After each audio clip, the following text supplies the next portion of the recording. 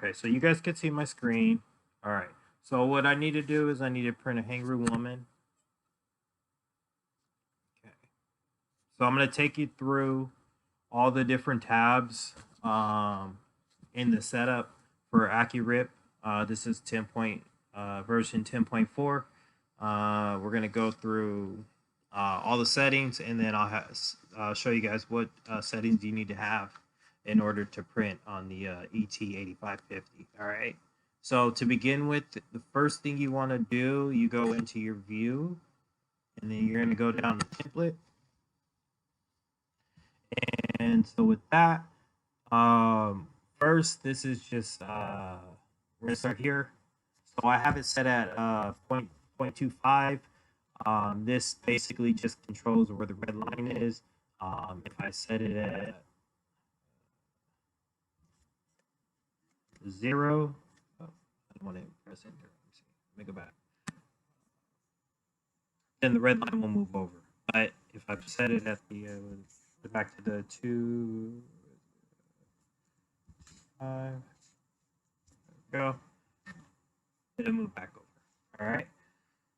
So with the width, these numbers are important. Width and height are very important for this printer. If you're using A3 Plus paper, which is 13 by 19, these are the numbers you're going to want to have. So it's 12.677 for the width, and your height will be 16.929 for, 16.929, all right? The intervals, I haven't done anything with that. I just left these blank. I'm not exactly sure what, I just haven't touched those. I believe that's just whatever it is doing. Let me set it at 1. Yeah, I'm not sure. We'll set it at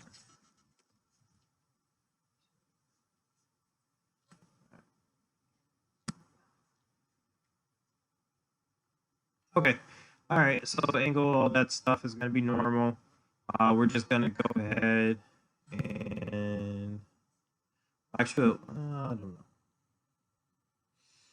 Let's see what this one says. I'll set it that. Okay, we'll keep it at the 1.969.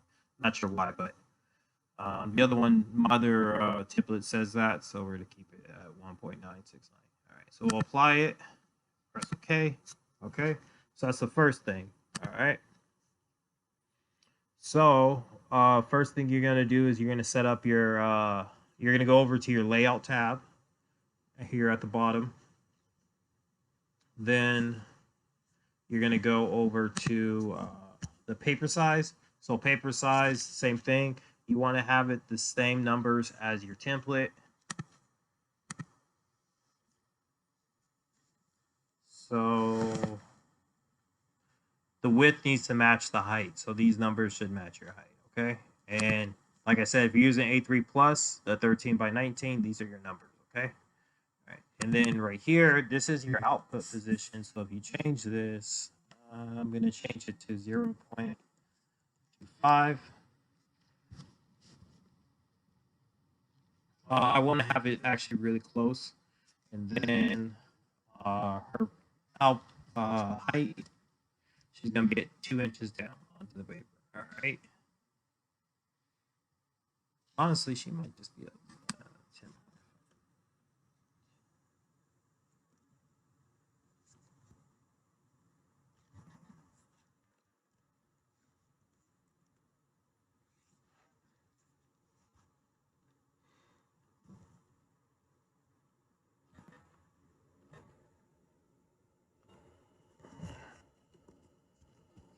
One.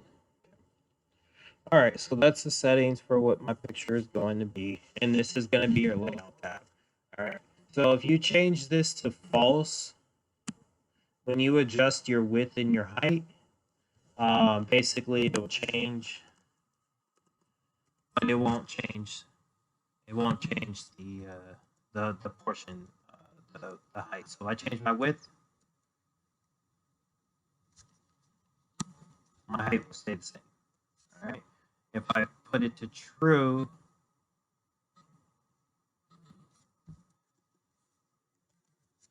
then it'll automatically adjust it so it's symmetrical. Okay. So with this one, if you want to repeat it, say you have multiple designs, you could do it this way. So since this is a big design, I can only fit one of these on here, but if it's a smaller design, you could do it like this. So you go down to the X spacing. This is going to control the width to the side. So put it half.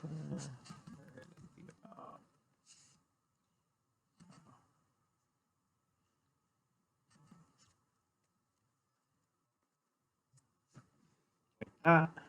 And then say if I want to do ones to the bottom, we do it like this, 3, and then we have to adjust this as well, 5.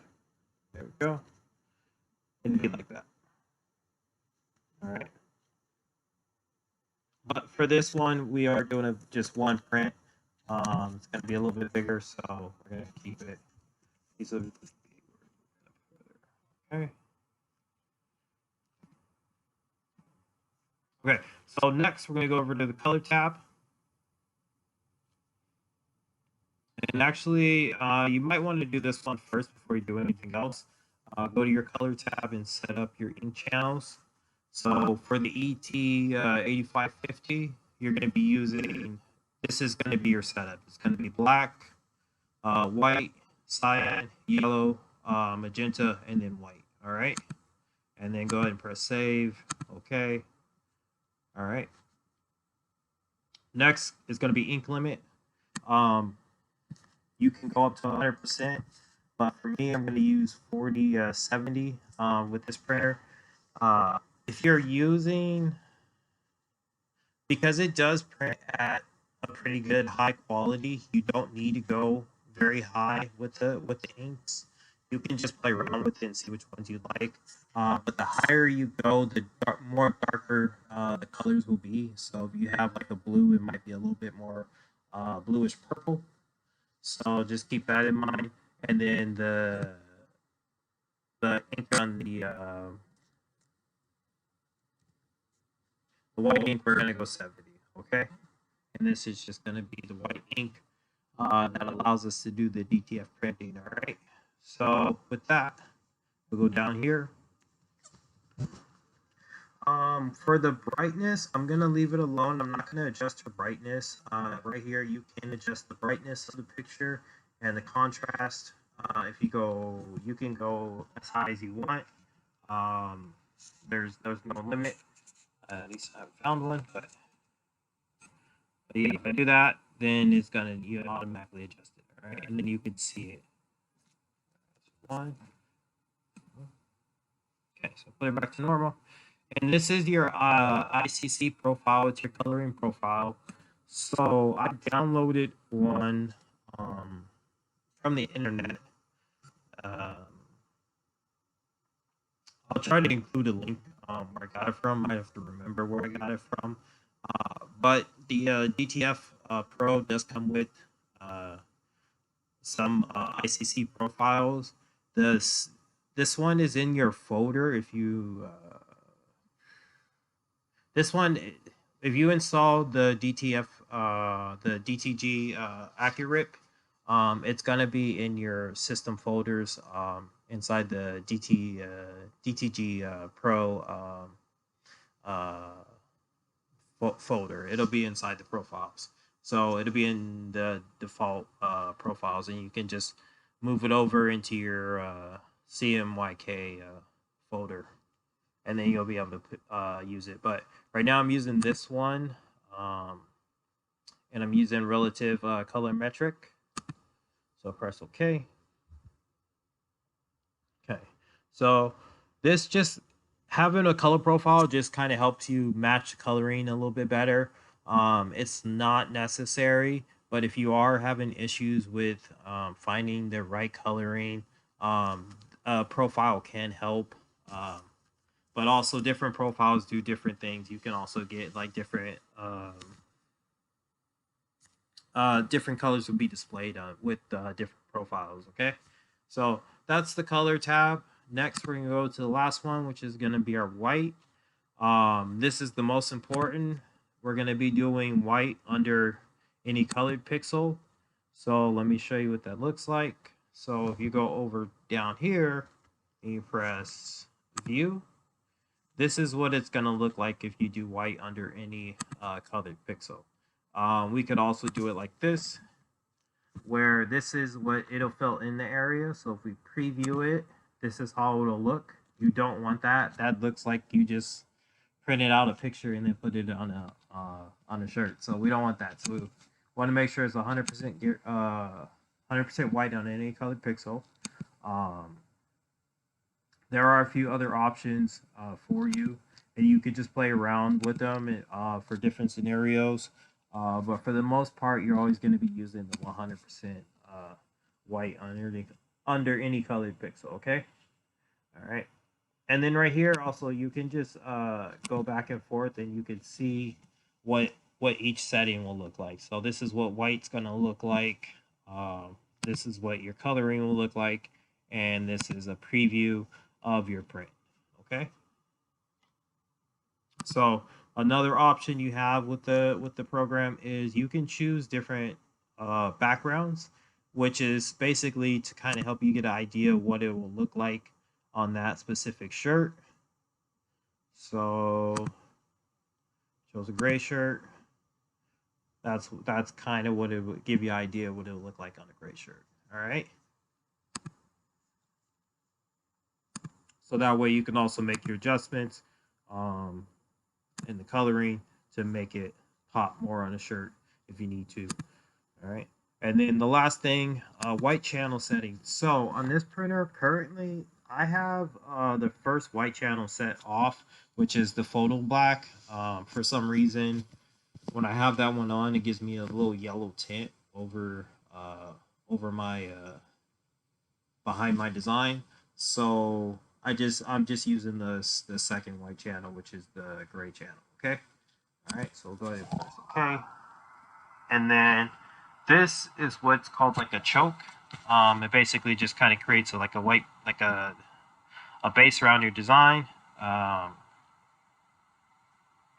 like a white line around your design. I think to prevent it from leaking or smearing. I'm not sure. I'm not exactly sure, but you want to have it set from anywhere from 5 to about like 10. I think it goes up to 20. I'm not exactly sure. Yeah, it does go up to 20. But so I have it set at 8, really kind of almost right in the middle. All right. And that's pretty much the last thing we got to do.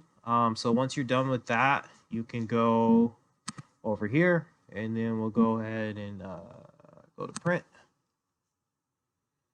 Oh, actually, we got one last thing. Just one little thing.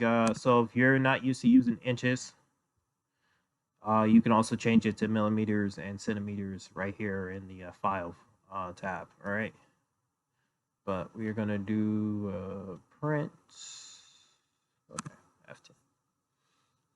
And so when you go print, this just shows you all your settings that we just set up. Just another review of it so that way you can check. All right, so now this is the most important thing. So I'll just keep it clicked. You want to make sure this says 1 and that this says 1. All right.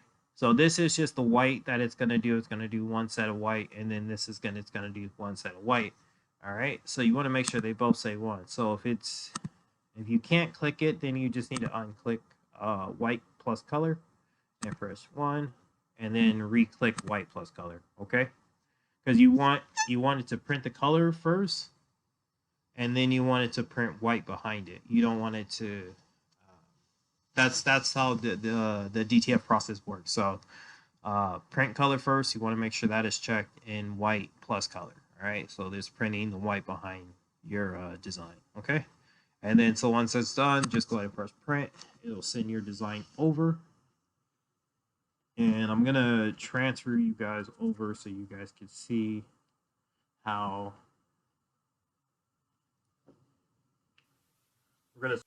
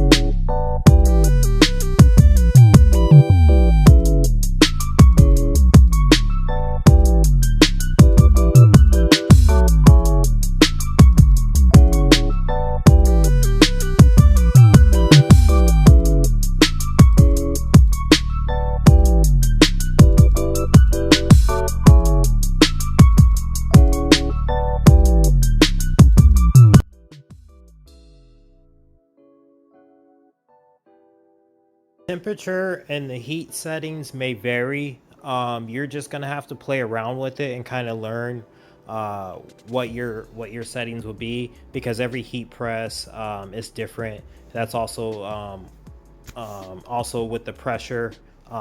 Every heat press has different pressures, so that's going to be a little bit of a learning curve for you. You'll just have to play around with all the settings until you find out what works for your specific heat press. Okay.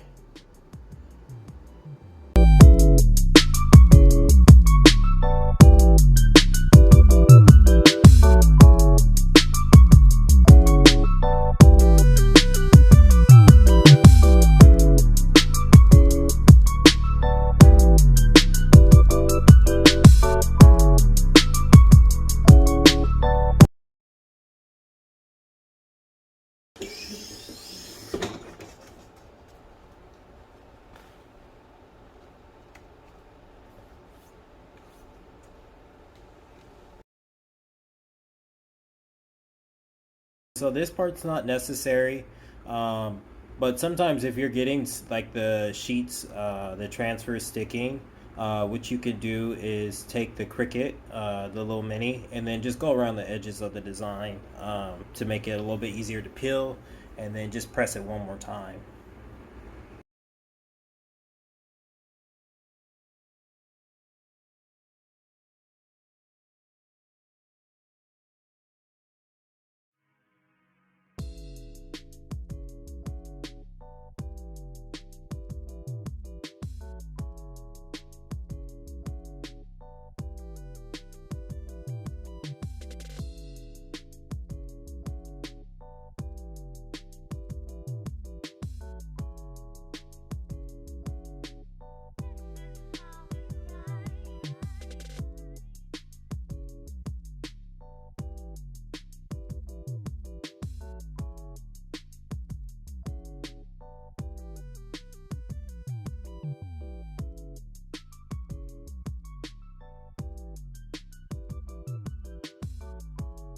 So if you're ever peeling the transfer and sometimes it's not coming off at a certain angle, just try going around to a different part and it'll peel.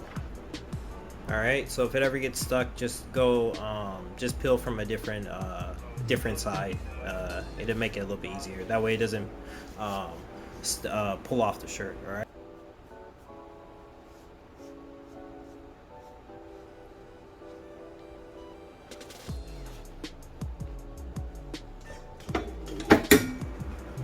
All right, one more press just to lock in the design to make it more durable during washes and just everyday use.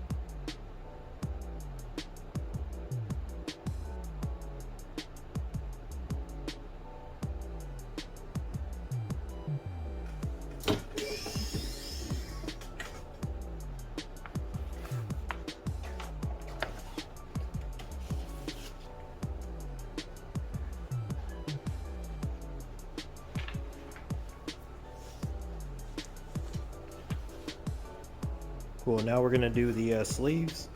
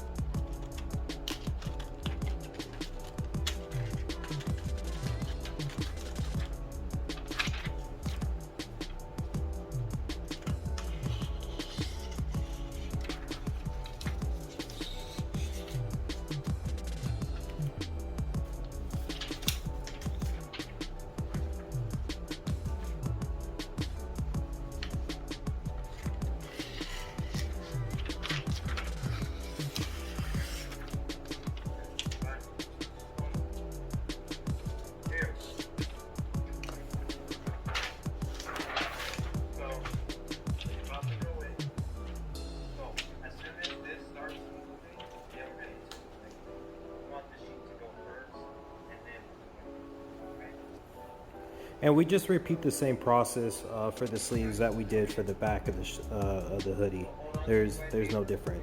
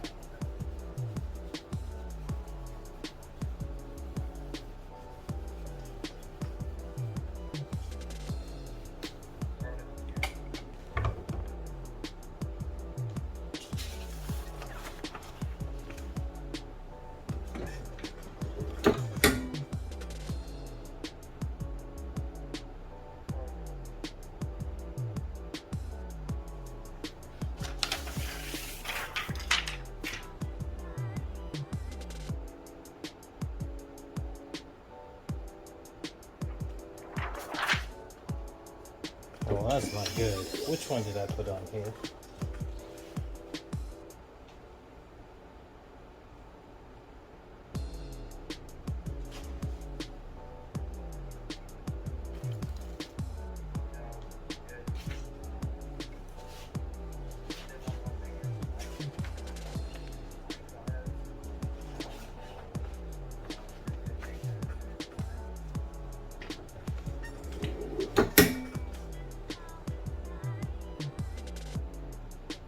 Do I have two or is that different?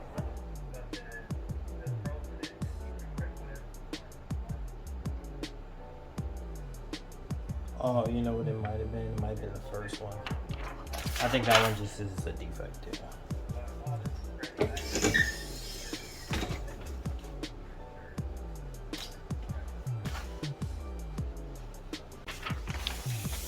Alright, lastly, what we're going to do is go ahead and do the neck label. So we're just going to go ahead and repeat that same process for the inside, okay?